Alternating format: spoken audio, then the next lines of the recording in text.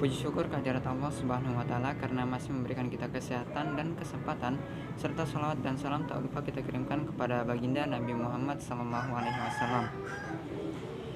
Saya Rahmat Nuryadin dari kelompok 3 akan memaparkan materi makalah mengenai individu dan masyarakat. Yang pertama yaitu pengertian individu menurut para ahli. Yang pertama yaitu menurut Martin Luther. Individu berasal dari kata individuum, Latin, yaitu satuan kecil yang tidak dapat dibagi lagi. Individu menurut konsep sosiologis berarti manusia yang hidup berdiri sendiri. Individu sebagai makhluk ciptaan Tuhan, di dalam dirinya selalu dilengkapi oleh kelengkapan hidup yang meliputi raga, rasa, rasio, dan rukun. Yang kedua yaitu menurut Vinia Gustia. Individu merupakan suatu sebutan yang dapat dipakai untuk menyatakan satu kesatuan yang paling kecil dan terbatas.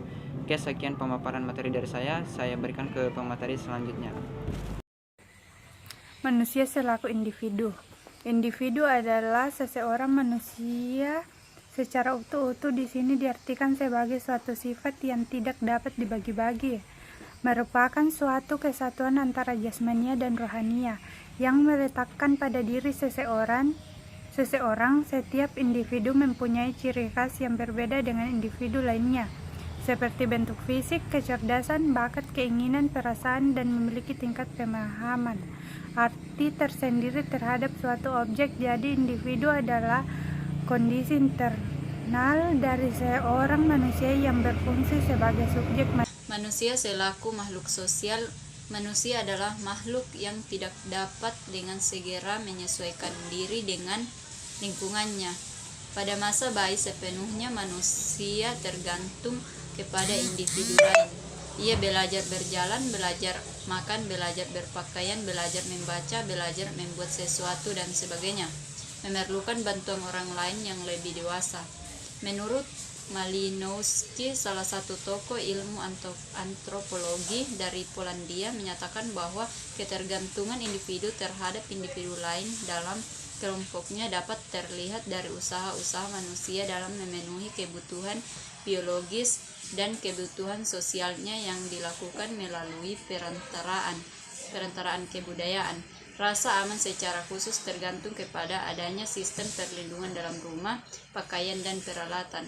Perlindungan secara umum dalam pengertian gangguan atau kelompok lain akan lebih mudah diwujudkan kalau manusia berkelompok.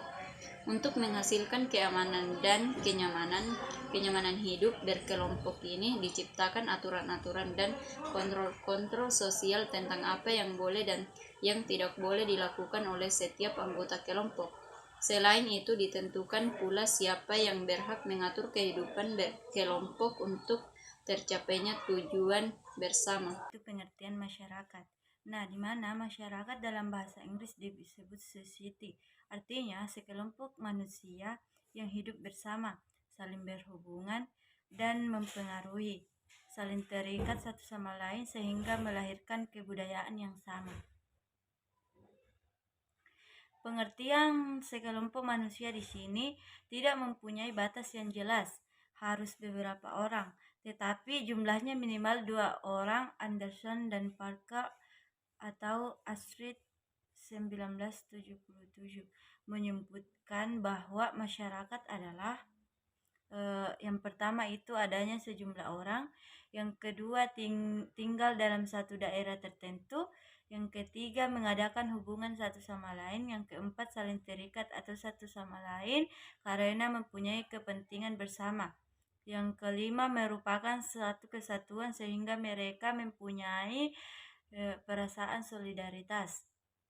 Yang selanjutnya yaitu adanya saling ketergantungan. Masyarakat merupakan suatu sistem yang diatur oleh norma-norma atau aturan-aturan tertentu, dan yang terakhir itu menghasilkan kebudayaan.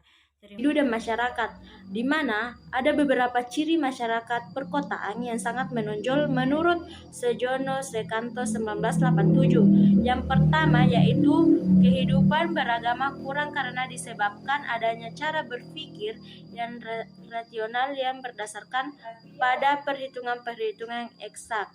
Yang kedua yaitu dapat menguras dirinya sendiri tanpa bantuan orang lain. Yang ketiga yaitu pembagian kerja lebih lebih tegas dan mempunyai batas-batas yang nyata. Keempat, banyak peluang kerja yang didapat daripada orang desa. Yang kelima, jalan pikiran yang rasional menyebabkan interaksi sosial berdasarkan kepentingan daripada faktor pribadi.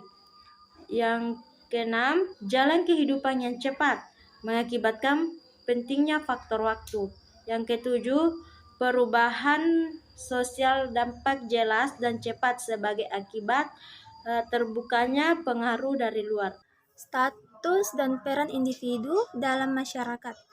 Setiap individu dalam masyarakat mempunyai peran atau role dan kedudukan atau status yang berbeda. Peran adalah perilaku yang diharapkan dari seseorang yang mempunyai posisi tertentu.